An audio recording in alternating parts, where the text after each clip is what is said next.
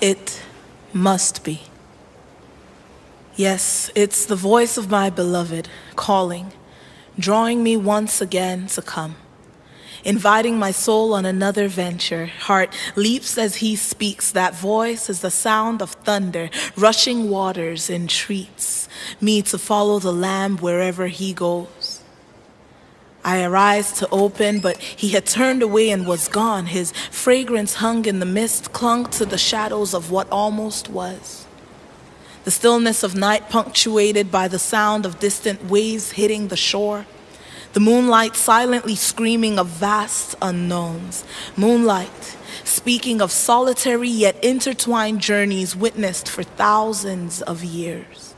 Intricately woven choices with rippling effects. Multitudes of singular decisions affecting, rather directing, the narrative of history. Moonlight, shining clearly yet humbly acquiescent, aware of its own beginning and eventual end, mindful of the bigger picture, more vast than the moon itself, eternity. How many days have passed since he brought me to the cliff? A calling into a path yet unseen, leaving behind self-determined blueprints prematurely created within the confines of a confined mind, humanity. A call to abandon myself to his will and power. Faith engaged through obedience, the edge of my reason, seeing nothing but darkness, the rim of my knowledge. Heavy heartbeats. Many questions, the bedrock of my comfort shattered.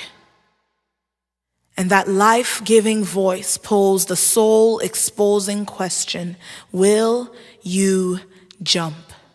Leap off the precipice with nothing to hold but me? Will you let go? Release your hold on this throne, your deathly grip evidenced by the plan Bs. Do you trust? Do you know? Have you felt and will you receive my love? And as waters leap over the edge of a precipice in joyous unrestraint, I cast myself down in abandonment to ecstasy and joy indescribable. The giving of oneself for the sake of love, no reserve or holding back of any kind. There is no terror in it. No amount of hesitation or shrinking, only joy unspeakable and full of glory. Songs of delight well up in my innermost being as I go lower still, answering the call to join him at the lowest place of all. Jolted back to the present, that fragrance of myrrh and sweet spices now mixed with the permeating saline aroma of the sea, a reminder of his nearness. Once lost in my thoughts, I find myself on a boat, surrounded by a boundless ocean. Waves upon waves crash one over the other. He motions once again to follow, though the imprint of his feet no longer kiss the dust.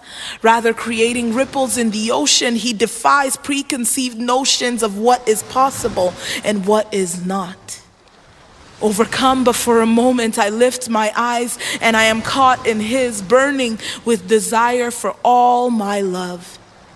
My trust, that jealous flame demanding my absolute surrender, ultimate worship, unconditional trust, unwavering obedience, and childlike dependence. The boat seems to shrink as I stand suspended at the edge of my reason, seeing nothing but darkness, the rim of my knowledge, heavy heartbeats, many questions. The bedrock of my comfort shattered. And again, that life-giving voice posed a soul-exposing question. Will you walk? Step out on the water with nothing to hold but me? Will you let go? Release your hold on this throne, your deathly grip evidenced by the plan Bs. Do you trust? Do you know? Have you felt and will you receive my love? This perfect love which casts out all fear. And I remember, the one who promises to hold me daily upholds the sun and moon. Those hands formed me in my mother's womb. The same were nailed in my stead. Eyes that watched over me since my birth and acquainted me with my worth. I remember that head was pierced with thorns for my peace. Pieces of his back stripped that I would be whole. Spat on, mocked, ridiculed, and beaten beyond recognition that I would know what it was to finally be accepted. He bore his cross, not my will but yours. Herein is love, that a man lays down his life for another. So entreat me not to leave you or to turn back from following after you. For wherever you go, I will go, and where you lodge, I will lodge. Your people shall be my people, and your God, my God. Fear evaporates faster than the mist above the waters. The giving of oneself for the sake of love, no reserve or holding back of any kind.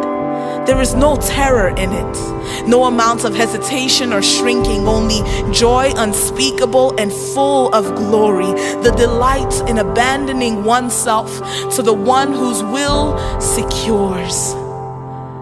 Let me see your face, Lord, and lay my hand in yours.